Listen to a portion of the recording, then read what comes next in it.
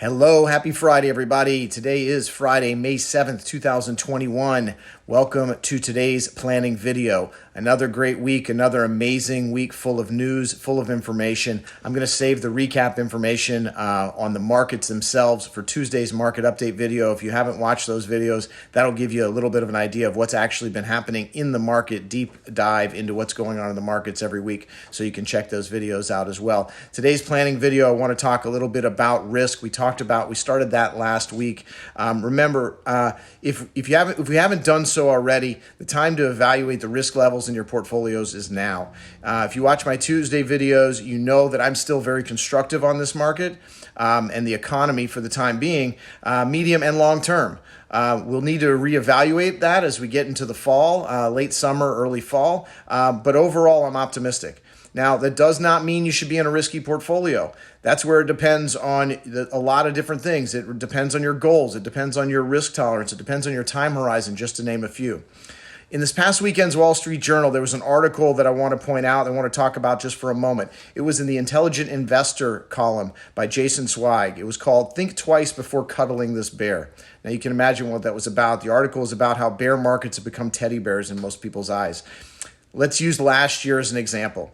Vanguard's been surveying 2,000 investors since 2017. And every year they ask them the same thing. How likely do you think the stock market will decline 30% over the next year? So you can imagine last February, before the pandemic got into full mode, full speed, we saw the number was 4% of respondents thought that the market was going to go down 30% in the next year. By April, double that. But really, only 8% of the people after that market move in April and February, March and April said that the market would go down. And by December, it was back to 5%. So we know what the market did since the March low. But the same survey, this survey was of 60-year-olds with at least $225,000 in Vanguard investments, 70% of that in stocks. Those people who went into the market in 2020 with high expectations, they sold into the market sell-off. They sold near the bottom in February and March of 2020. They also bought back, but they bought back way higher after the market had already recovered much of the losses. So last year, we also dealt with a lot of different things. We dealt with a guy who reviewed pizza on social media for a living, becoming a cult sensation and proclaiming himself to be better than Warren Buffett. And then worse than that, he declared stocks only go up. So what do we take from this? This is sort of something we need to talk about. So last year's 34% meltdown regained its highs in 126 days. Now, with the exception of the 100-day rebound that we had in 2009, that's the fastest recovery on record. It typically takes about 3 years, often longer, to recover from being down 20%, which is the market's been down 20% 26 times in the last 90 years. So this is not at all a recommendation or a call or any kind of a comment to you to sell stocks. That's not something what we're talking about. You don't need to be cautious because of the facts I just told you. That's something we can talk about, and it's something we need to dive into more in we will talk about in our Tuesday videos about what's going on in the market, but it's something that we need to talk about when we talk about your goals.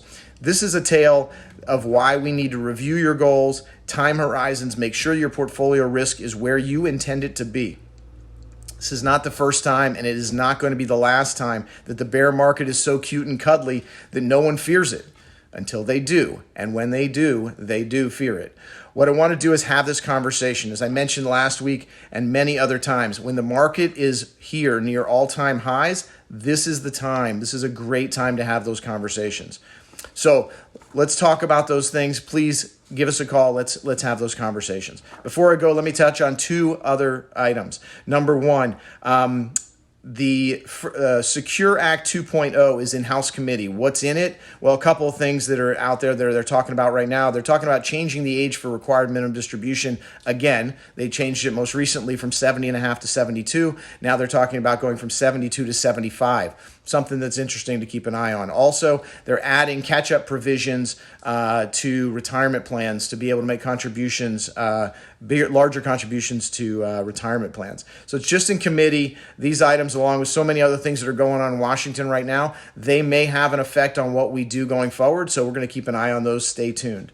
Finally, this month is Military Appreciation Month. I mentioned that last time. I've been lucky to work with many veterans and many active duty military. I will say that we are very, very lucky to have them. We owe you guys you a lot. So let me just say thank you very much for all you do.